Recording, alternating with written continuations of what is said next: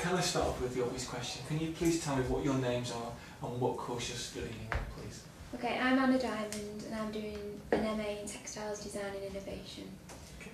I'm Sarah Ashraf and I'm doing an MA in Fashion Marketing and Communication. Can you just tell us, what is the service that you provide? What is it that you do that isn't provided elsewhere in the college?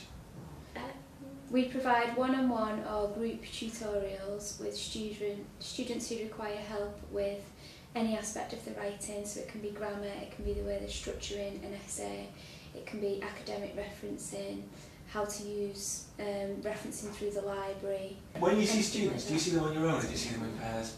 In pairs. Yeah, in pairs. Okay. And what difference do you think that makes to the actual process? Quite a big difference. I think it's more beneficial for them and for us as well, because they get two people's opinions. Right. And which means they've got more breadth of like where they're going. Also it helps us, as in if we miss something, somebody else can pick it up, or maybe the other person has more knowledge of what they're doing than Yeah, the that's person definitely a bonus Yeah. that we're all on different courses. Right. Because even though we don't give them advice specific to their subject, you can sometimes so much quicker understand what the problem is if it's something you've studied. Yeah. Or, Right. So that's really helpful.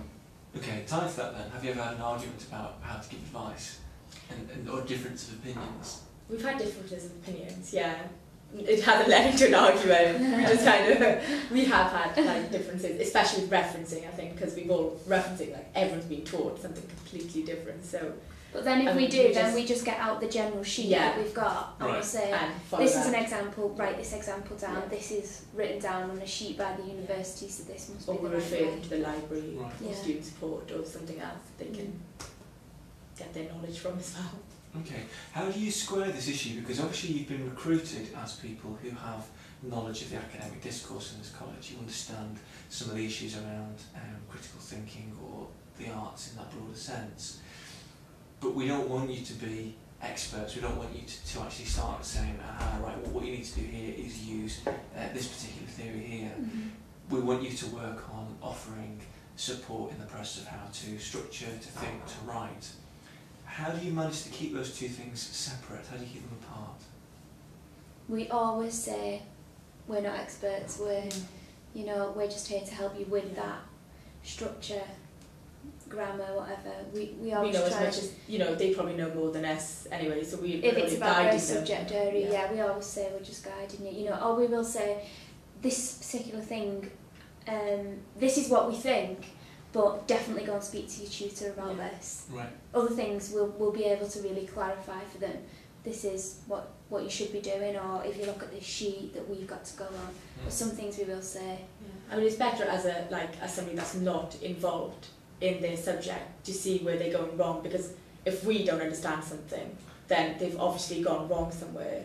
I mean, especially if they're not using like specialised words as well, so we can pinpoint that and then they can go back and ask their tutor about something.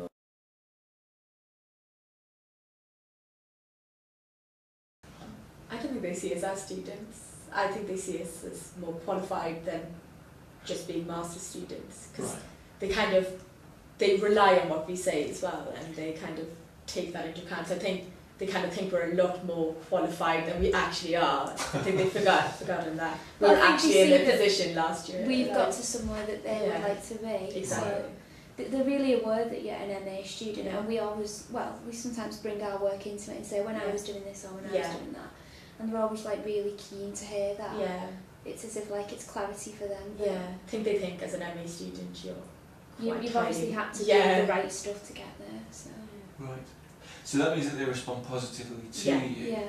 I think we've got a question around when students go and speak to, say, a tutor on their module, that they get frightened that if they say, I don't understand this, then the tutor's going to think, well, I think they can't cope and I'm going to mark them down at a later stage. And clearly, we suspect you're outside of that particular dynamic.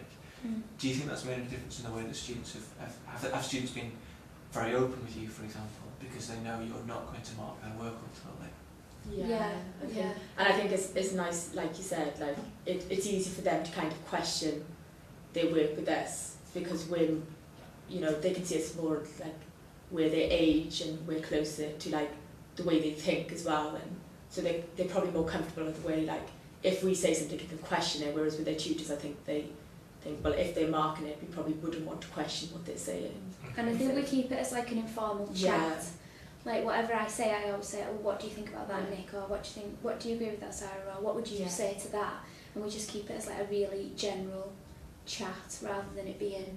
And if you make them comfortable at the start, they kind of are more open to say what they think as well. Right. Just like quite quickly instead of being. How do you make them comfortable at the start then? I think it's just about being quite laid back music or something. So okay. Yeah. Well, first we're never sat at the desk and you know, we're just always chatting and oh hi, come in, or I'll be reading a magazine or something. I think because we all get along as well. Like you can see that when you walk in. We usually are continuously talking. Right. So when they walk in, they can see there's quite it's an atmosphere. So instead of just being quiet and just waiting for the next one.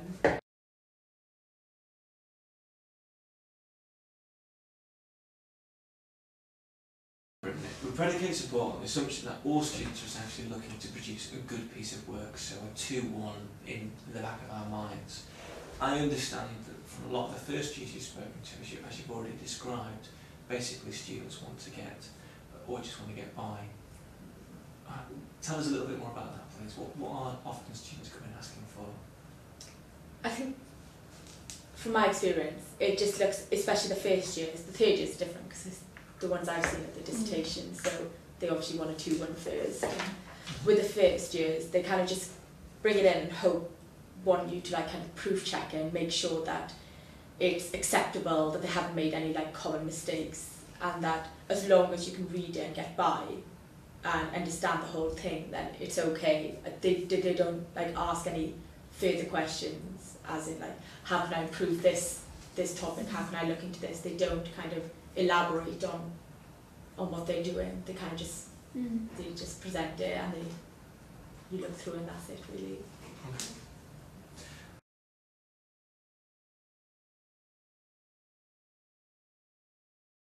The higher education sector, across the sector, we're spending thousands, if not tens of thousands of pounds each year on detecting student plagiarism.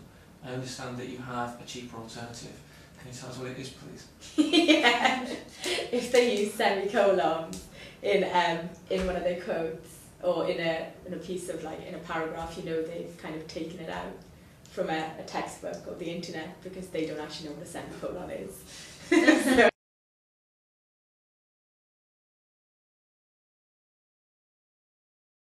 and my final question is, have you enjoyed the experience?